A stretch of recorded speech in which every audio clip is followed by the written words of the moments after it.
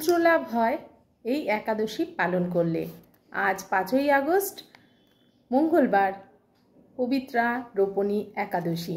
আর একাদশীর মাহাত্ম্য একাদশী করলে অবশ্যই পাঠ করতে হয় এবং শ্রবণ করতে হয়। তোমরা অবশ্যই শ্রবণ করবে। তার আগে বলে দিই তোমাদের পরদিন পারণের সময় একাদশী করলে অবশ্যই পারণ করতে হয়, আর তা না হলে কিন্তু একাদশীর ফল বৃথা। তাই পারণের সময়টা তোমরা ভালো করে শুনে নাও যারা নিষ্ঠা করে একাদশী ব্রত পালন করছো। পরদিন 6ই আগস্ট বুধবার একাদশীর পারণ পড়েছে 5টা 10 থেকে 9টা 31-এর মধ্যে। সকাল 5টা 10 থেকে 9টা 31-এর মধ্যে পারণ করবেন। পারণ মানে হচ্ছে যে ভগবানের কে শস্য দানা, পঞ্চশস্য যে বর্জন ছিল সেটি গ্রহণ করতে হবে ভগবানকে দিয়ে, বা জগন্নাথের যদি মহাপ্রসাদ তোমাদের বাড়িতে থাকে সেটা গ্রহণের মাধ্যমে। আর আজকে তোমাদেরকে পবিত্রা রোপণী একাদশীর মাহাত্ম্য পাঠ শ্রবণ করাচ্ছি। একদিন মহারাজ যুধিষ্ঠির ভগবান শ্রীকৃষ্ণকে জিজ্ঞাসা করলেন, হে প্রভু, শ্রাবণ মাসের শুক্লপক্ষের একাদশীর নাম কি? তা কৃপা করে আমাকে বলুন। শ্রীকৃষ্ণ বললেন, হে মহারাজ, এখন আমি সেই পবিত্র ব্রত মাহাত্ম্য বর্ণনা করছি। মনোযোগ দিয়ে তা শ্রবণ করুন। যা শোনা মাত্রেই বাজপেয় যজ্ঞের ফল লাভ হয়। প্রাচীনকালে দাপর যুগের শুরুতে মহিজিৎ নামে এক বিখ্যাত রাজা ছিলেন। তিনি মাহিষ্মতি নগরে রাজত্ব করতেন। কিন্তু দুঃখের বিষয় এই যে তার মনে বিন্দুমাত্র সুখ শান্তি ছিল না, কেননা তিনি ছিলেন অপুত্রক। পুত্রহীনের ইহলোক পরলোক কোনো সুখী হয় না। এইরূপ চিন্তা করতে করতে তার দিন কেটে গেল।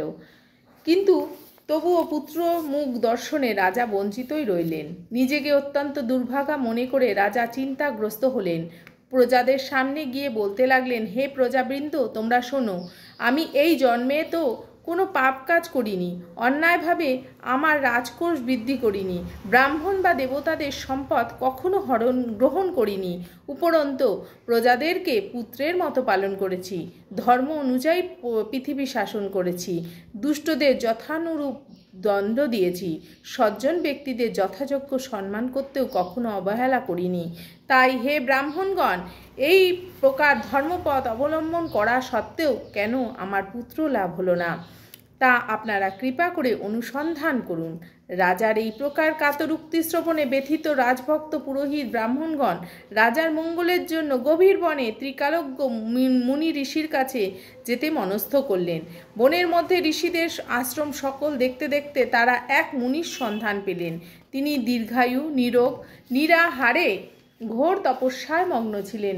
সর্বশাস্ত্র বিশারদ, ধর্মতত্ত্বজ্ঞ, ত্রিকালজ্ঞ সেই মহামুনি লোমশ নামে পরিচিত। ব্রহ্মার এক কল্প অতিবাহিত হলে মুনিবরের গায়ের একটি লোম পরিত্যক্ত হতো। সেই কারণে এই মহামুনির নাম লোমশ। তাকে দেখে সকলেই ধন্য হলেন। তারা পরস্পর বলতে লাগলেন যে তাদের বহু জন্মের সৌভাগ্যের ফলে আজ আমরা এই মুনিবরের সাক্ষাৎ লাভ করলাম। তারপর ঋষিবর তাদের সম্বোধন করে বললেন, কি কারণে আপনারা এখানে এসেছেন এবং কেনই বা আমার এত প্রশংসা করছেন তা স্পষ্ট করে বলুন। আপনাদের যাতে মঙ্গল হয় আমি নিশ্চয়ই তার চেষ্টা করব। ব্রাহ্মণেরা বললেন, হে ঋষিবর, আমরা যে উদ্দেশ্যে এখানে এসেছি আপনি তা কৃপা করে শুনুন। এই পৃথিবীতে আপনার মতো শ্রেষ্ঠ ব্যক্তি আর কোথাও নেই। মহিজিৎ নামে এক রাজা নিঃসন্তান হয় অতি দুঃখে দিন যাপন করছে, আর তার প্রজা তিনি আমাদেরকে পুত্রের মতো পালন করেন। কিন্তু তিনি অপুত্রক বলে আমরাও সবাই মর্মাহত। তার দুঃখ দূর করতে আমরা এই বনে প্রবেশ করেছি। হে ব্রাহ্মণ শ্রেষ্ঠ, রাজা যাতে পুত্রের মুখ দর্শন করতে পারেন কৃপা করে তার কোনো উপায় আমাদের বলুন।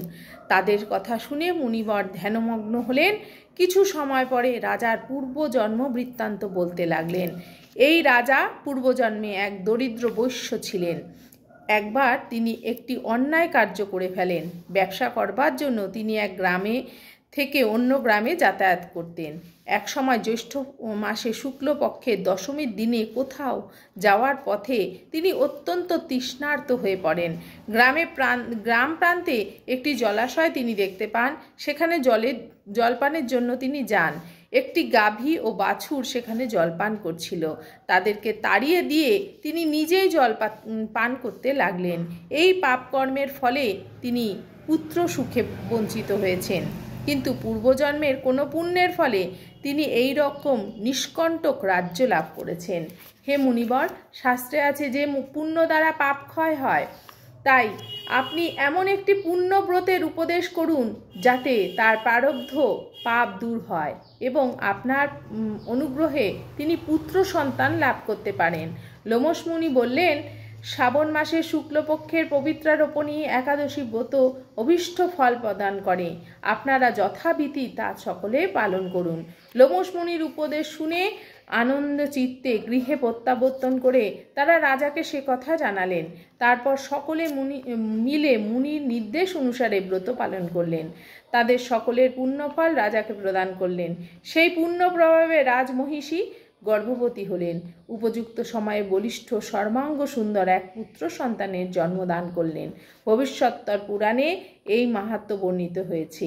এই ব্রত মাহাত্ম্য যিনি পাঠ বা শ্রবণ করবেন তিনি সমস্ত পাপ থেকে মুক্ত হবেন এবং পুত্র সুখ ভোগ করে অবশেষে দিব্যধাম প্রাপ্ত হবেন। তো আজকে তোমাদেরকে একাদশী মাহাত্ম্য পাঠ, পবিত্রা রোপণী একাদশীর মাহাত্ম্য পাঠ করে শোনালাম। তোমরা শ্রবণ করলে আর তোমরা সারা দিন আজকে অধিক হরিনাম, ভগবানের নাম, গীতা পাঠ শ্রবণ এগুলো করতে থাকো। তাহলে ভগবান, একাদশী মানে হচ্ছে ভগবানের সাথে সময় কাটানো, উপবাস মানে ভগবানের সাথে বাস। তাই আজকের দিনটি ভগবানের ময় করে তোলো, ভগবানের সাথে থাকো, অবশ্যই তোমাদের মঙ্গল হবে। হরে কৃষ্ণা।